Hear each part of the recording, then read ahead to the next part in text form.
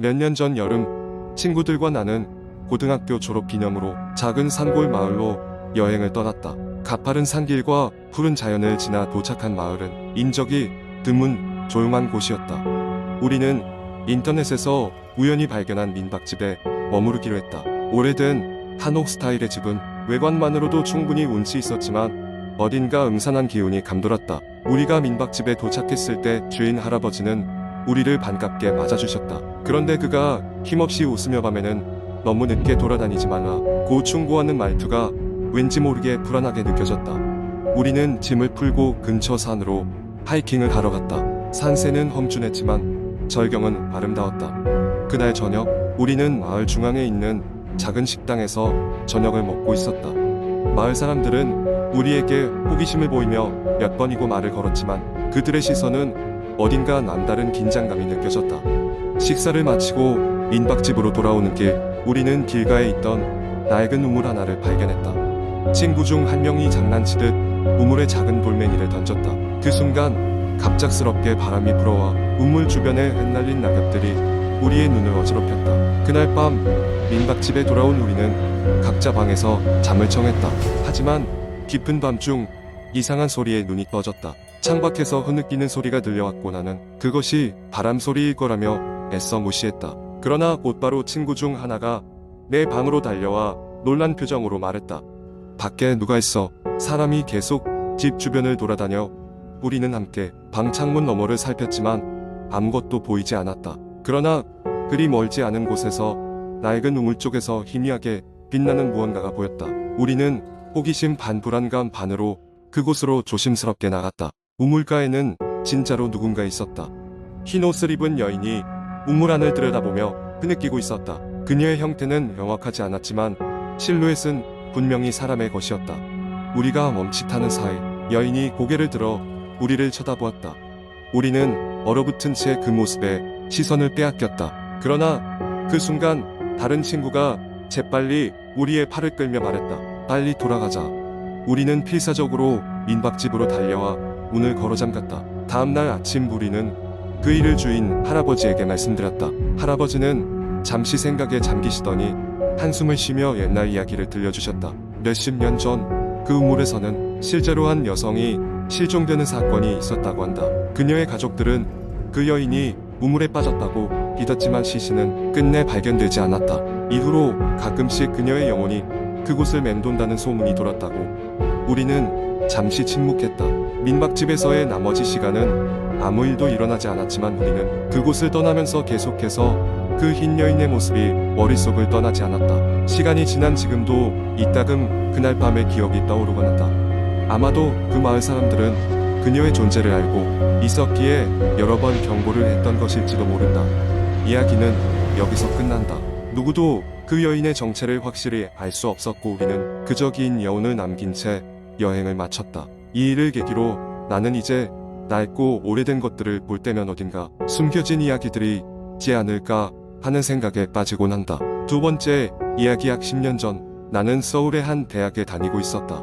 당시 나는 기숙사 대신 학교 근처에 낡은 원룸에서 혼자 살고 있었다. 그곳에서의 생활은 조용하고 편안했지만 한 가지 기묘한 점이 있었다. 바로 매일 밤 잠자리에 들기만 하면 들리던 이상한 소리였다.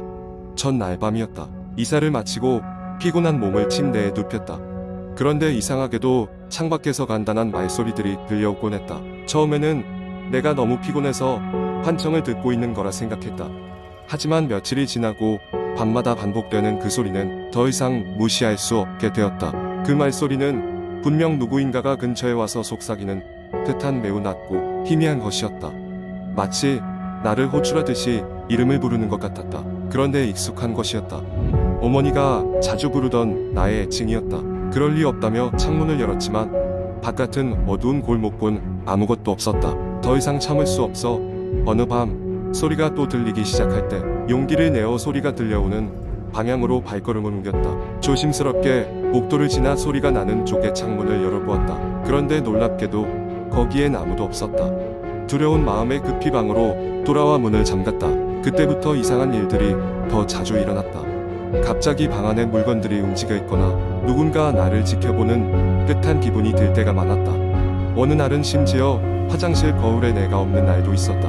그제서야 나는 이사가기 전 원룸에 대해 듣게 되었다. 이전의 세입자는 나와 같은 대학의 학생이었는데 그 학생은 나와 같이 밤마다 이상한 소리를 들었다고 한다. 그 학생은 결국 소리의 주인이라 생각한 무언가에 쫓기다가 비극적으로 목숨을 잃었다고 했다. 이 이야기를 들은 순간 나는 그 길로 방을 빼기로 결심했다. 짐을 다 싼 후 마지막으로 방을 점검하러 갔을 때였다. 드디어 모든 게 끝났다는 안도감과 함께 문을 닫으려던 순간 갑자기 차가운 바람이 불며 나를 부르던 그 소리가 다시 들려왔다. 돌아오지 마. 나는 놀람과 두려움에 다시는 그곳에 돌아가지 않았다. 그 이후로도 가끔 누군가 우리 집에서 나를 지켜보는 듯한 감각이 들곤 했지만 다시는 그 소리를 들을 수는 없었다. 나중에 알게 된 사실로는 그곳은 오래전 미제의 사건 현장이었던 것과 관련이 있었던 것이다. 많은 원혼들이 그곳을 헤매고 있었던 것 같았다. 이후로는 이사를 간 곳에서는 아무 일도 생기지 않았고 나는 이 모든 것을 잊으려고 노력했다. 하지만 가끔씩 그날 밤의 소리들이 내 꿈에 나와 나를 부를 때가 있다. 그럴 때마다 나는 그날의 소름 끼치는 밤을 잊을 수가 없다. 세 번째 이야기. 오래전 나는 작은 시골 마을에서 어린 시절을 보냈다. 그곳은 평범한 시골 마을처럼 보였지만 마을 사람들 간에는 결코 밖으로 드러내지 않는 불길한 비밀이 있었다. 바로 마을 근처에 있는 숲속의 옛 저택에 관한 이야기였다. 저택은 이미 수십 년 전부터 버려진 곳이었다. 슬레이트로 덮인 지붕은 세월의 무게를 못 이긴 채 여기저기서 무너져 내렸고 군데군데 금이 간 유리창은 낯선 이들을 더더욱 거부하는 듯했다. 마을 사람들은 저택에서 이상한 일들이 벌어지고 있다는 소문을 믿고 있었지만 직접 확인하려는 이는 아무도 없었다. 나와 친구들은 호기심이 많았다. 특히 여름 방학 때가 되면 우리는 늘 새로운 모험을 찾고는 했다. 어느 날 우리는 마을 어르신들이 얘기해주곤 하던 무서운 이야기들에 대해 떠들 서로 새로운 결심을 했다. 한 번쯤은 저택에 가보자는 것이었다. 해가 뉘엿뉘엿 저물 즈음 우리는 랜턴과 손전등을 들고 저택을 향해 나섰다. 숲길을 따라 걸을 때면 나뭇잎들이 바람에 스치는 소리가 마치 우리를 환영하는 것만 같았다. 그러나 저택에 가까워질수록 이상한 기운이 느껴졌다. 마치 누군가가 숲속 저편에서 우리를 지켜보고 있는 듯한 느낌이었다. 저택에 도착했을 때 우리는 서로를 쳐다보며 잠시 주저했다. 하지만 이미 여기까지 온 이상 그냥 돌아갈 수는 없었다. 나는 덥수룩한 덩굴로 덮인 정문을 힘겹게 밀어 열었다. 녹슨 경첩 소리가 울려 퍼지며 우리의 심장을 두근거리게 했다. 우리가 저택 안으로 발을 들이자마자 냄새가 코를 찔렀다. 오래된 나무와 습기에 절은 그곳은 마치 시간에 갇힌 것만 같았다. 우리는 조심조심 한 방 한을 탐험하며 각자의 손전등으로 어둠을 뚫고 나갔다. 저택은 생각보다 더 컸다. 하나의 방에서 다른 방으로 이어지는 긴 복도에는 얼굴이 잘 보이지 않는 낡은 초상화들이 걸려 있었다. 마치 저택의 역사를 증언하는 듯한 초상화들. 이상한 점은 어느 방에서든 문득 자신을 바라보는 시선이 느껴졌다는 것이었다. 마치 우리가 침입자라도 된 듯한 기분이 들었다. 우리가 다락방 계단을 발견했을 때 나는 숨이 멎을 만큼 긴장했다. 친구들은 이미 기운을 잃을 대로 잃었지만 나는 그래도 끝까지 확인해보고 싶다는 모기 같은 것이 생겼다. 서서히 계단을 올라갈수록 목재가 삐걱거리는 소리가 우리의 존재를 알리는 듯했다. 다락방 문은 반쯤 열려 있었다. 그 어둠 너머에는 아무것도 보이지 않았다. 그러나 한 발씩 내디딜 때마다 누군가의 속삭임이 점점 가까워지는 듯했다. 방 한가운데에는 먼지에 덮인 고풍스러운 거울이 놓여 있었다. 그 순간 나는 그 거울에서 무엇인가 이상한 것을 본 것 같았다. 내 옆에 서 있는 인물이 우리 6명 말고도 한 명 더 있는 듯한 느낌이었다. 순간 등골이 서늘해지는 것을 느끼면서 나는 급히 몸을 돌렸다. 그런데 아무도 보이지 않았다. 다시 거울을 봤을 때 이번엔 확실히 내 뒤에 서 있는 낯선 형체가 거울에 비치고 있었다. 나는 비명을 질렀고 그 소리에 친구들도 깜짝 놀라 다락방에서 혼비백산 달아나기 시작했다. 우리는 저택을 황급히 빠져나와 숲속을 달렸다. 저 멀리서 작은 불빛들이 우리를 맞이할 때까지 뒤도 돌아보지 않고 그저 달렸다. 집에 도착해서야 비로소 숨을 돌릴 수 있었다. 저택에서 본 그 형체에 대해 얘기하려 했지만 그 누구도 선뜻 입을 대지 못했다. 그저 서로의 얼굴만 보고 있을 뿐. 다음 날 우리는 놀라운 사실을 알게 되었다.